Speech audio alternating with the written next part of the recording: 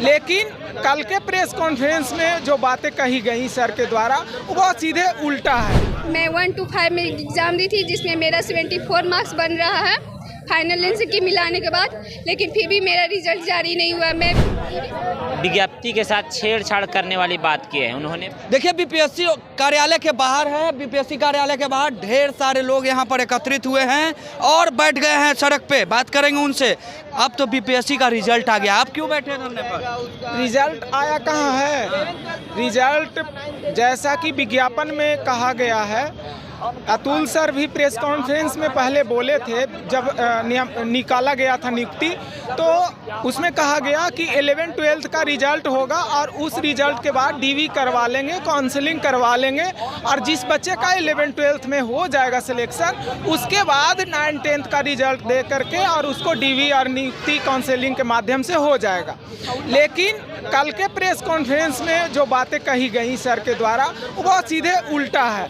उन्होंने कहा कि जो 11-12 में जिसका रिजल्ट होगा उसका 9-10 में भी रिजल्ट होगा, तो दोनों में से एक जगह वो जॉब करेगा, लेकिन एक सीट खाली जो चला जाएगा और यही मैक्सिमम सीटें भरने की बात पहले से कही जा रही थी जो कि अभी नहीं होते हुए दिख रहा है। तो हमारी मांग है कि 11-12 का रिजल्ट आप दे दीजिए, उसके बाद फिर जो डीवी हुआ है, डीवी में उसका वेरिफिकेशन जो हुआ है उसके बाद काउंसलिंग करा करके और सारी चीज़ों को क्लियर कर लीजिए। हमारी मांग है कि कोई भी सीट खाली नहीं जाना चाहिए, मैक्सिमम लोगों का जितना सीट है उस पर नियुक्ति होना चाहिए।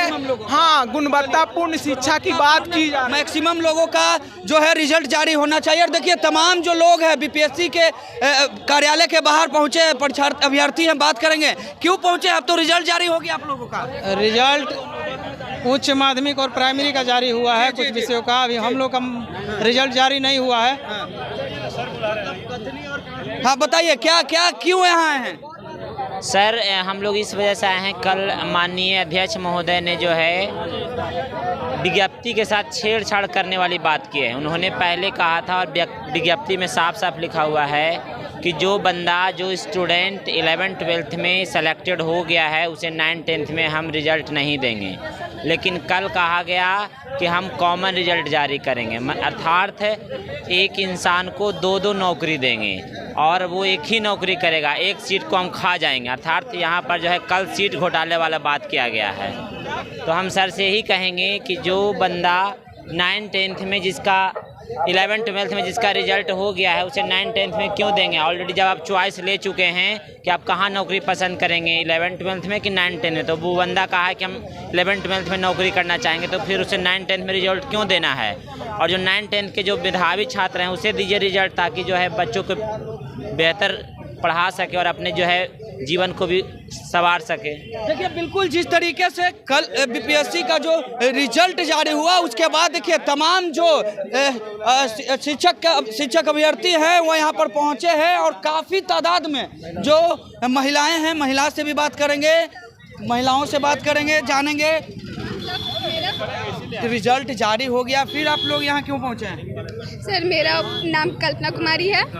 मैं 1 to 5 में एग्ज़ाम दी थी जिसमें मेरा 74 मार्क्स बन रहा है फाइनल लेंस की मिलाने के बाद, लेकिन फिर भी मेरा रिजल्ट जारी नहीं हुआ। मैं ईबीसी कैटेगरी की हूँ जिसमें मिनिमम कट ऑफ जाती है 75, जनरल से भी ज़्यादा मार्क्स है शायद, उसमें भी मेरा रिजल्ट नहीं है।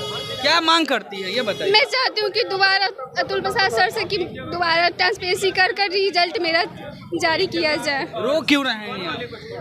अब रिजल्ट नहीं होगा तो जाहिर है कि कोई भी रोएगा। इतना मार्क्स आने के बाद भी फिर भी मेरा नहीं रिजल्ट हुआ है।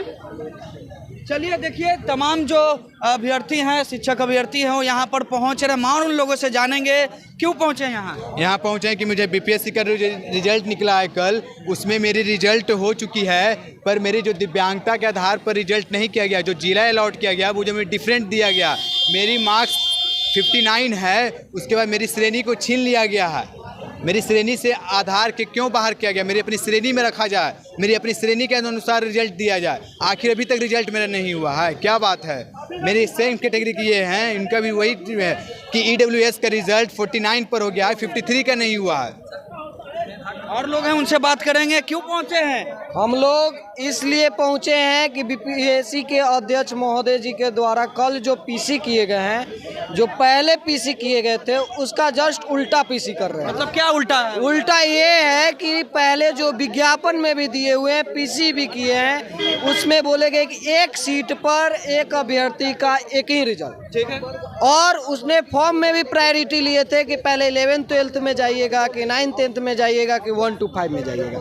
तो उसके अकॉर्डिंग जो कैंडिडेट पास किए हैं, मान लीजिए कि तीनों में पास किए, तो उनको 11th 12th में सीट देकर, जॉब देकर, नीचे का जो अब 9th 10th हुआ तो वो तो तीनों में जॉब नहीं करेंगे, एक ही सीट पर जॉब करेंगे। इसलिए उनको 11th 12th में जॉब दे दीजिए, उसके बाद जो है 9th 10th का रिजल्ट प्रकाशित कीजिए।